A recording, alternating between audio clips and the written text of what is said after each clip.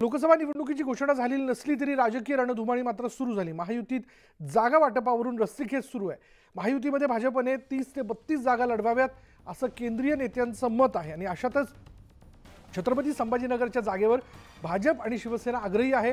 काही मतदारसंघांपैकी एक असलेल्या संभाजीनगर लोकसभा मतदारसंघात सर्वच पक्षांनी तयारी सुरू केल्याचं दिसतंय।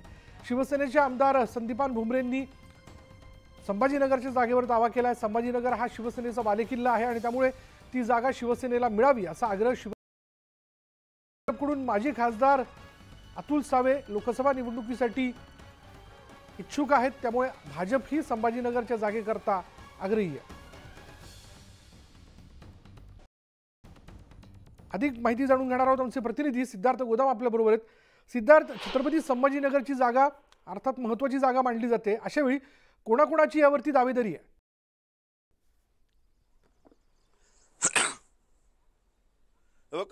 विशाल, आता या छत्रपती संभाजीनगरमध्ये महायुतीमध्ये कोण लढणार हे कालच्या सभेमुळे आता स्पष्ट झालेलं आहे। ही जागा भाजपकडे जाणार आहे आणि भाजपच्या वतीनं गेल्या अनेक दिवसांपासून भागवत कराड हे काम करतात। अतुल सावेंचं नाव होतं, पण अतुल सावे यांनी स्पष्टपणे सांगितलेलं आहे की ते लोकसभेमध्ये नाही तर विधानसभेमध्ये इंटरेस्टेड आहेत। आतापर्यंत अटकळे बांधले जात होते की ही जागा शिवसेना लढेल, कारण शिवसेनेचा हा बालेकिल्ला आहे। गेल्या अनेक दिवसांपासून ही जागा शिवसेनेकडे होती। मात्र शिवसेनेच्या काही मर्यादा या मतदारसंघामध्ये आहेत, कारण उबाटा गटाचे 5 आमदार जे आहेत फुटून शिंदेंकडे गेलेले आहेत। त्यामुळे उद्धव ठाकरेंच्या बाजूने छत्रपती संभाजीनगरमध्ये थोडीशी सहानुभूतीची लाट असल्यामुळे भाजप या ठिकाणी कसल्याही पद्धतीची रिस्क घ्यायला तयार नाही आणि जे कोणी शिंदे गटाचे संदीपान भुमरे हे इच्छुक होते, मात्र त्यांचाच मतदारसंघ पैठण हा छत्रपती संभाजीनगर लोकसभेमध्ये येत नाही, तो जालना लोकसभेमध्ये जातो। त्यामुळं शिंदे गटाच्या वतीनं जे काही दावेदारी केली जात होती तेवढी स्ट्रॉंग नव्हती। मात्र भाजपच्या वतीनं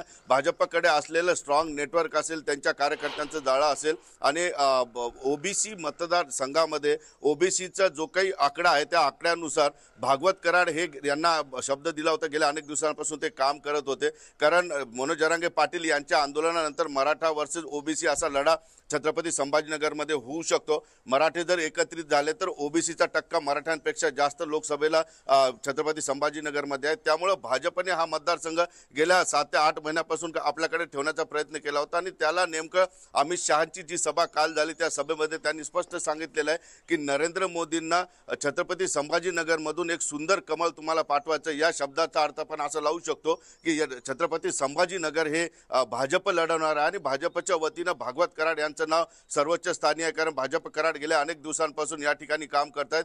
विशाल, हे स्पष्ट झालेलं आहे की ही जागा जी आहे महायुतीमध्ये राष्ट्रवादी नाही, शिंदे गट नाही, तर सरळ सरळ भाजप ही जागा लढवणार आहे। आणि ज्या पद्धतीनं अमित शहा यांनी काल छत्रपती संभाजीनगरच्या खासदारांवर हल्ला केला, मजलिसला या ठिकाणाहून उकडून फेकावं लागल आणि भाजप आता या मुद्द्यावर या ठिकाणी ठामपणे तिकीट आपल्याकडे ठेवेल असा कालच्या सभेमुळे एक संदेश गेलेला आहे। आणि निश्चितपणे भाजपसाठी शिंदे गट आणि भाजप या दोघांमध्ये जर तुलना केली तर भाजपसाठी आणि ओबीसी टक्का जर बघितला तर भाजपसाठी ही जागा महत्त्वाची आहे आणि भागवत कराड हे ओबीसी असल्यामुळे त्यांच्या पाठीशी पूर्णच्या पूर्ण ओबीसी समाज उभा राहील। त्यामुळं भाजपतर्फे आता तरी अजून अधिकृत घोषणा जरी नसली तर भाजपच्या वतीनं भागवत कराड यांचं नाव तरी सध्या आहे आणि ते सुद्धा कामाला लागले। त्यामुळे आता छत्रपती संभाजीनगर हा शिवसेनेचा गड होता, आता त्या ठिकाणी भाजपनं पाऊल ठेवलेलं आहे असं आपल्याला म्हणता येईल। विशाल, धन्यवाद सिद्धार्थ या सगळ्या माहितीबद्दल।